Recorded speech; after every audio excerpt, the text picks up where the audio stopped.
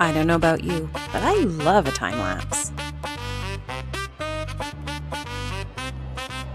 Especially when things are going so smooth, it just looks so nice.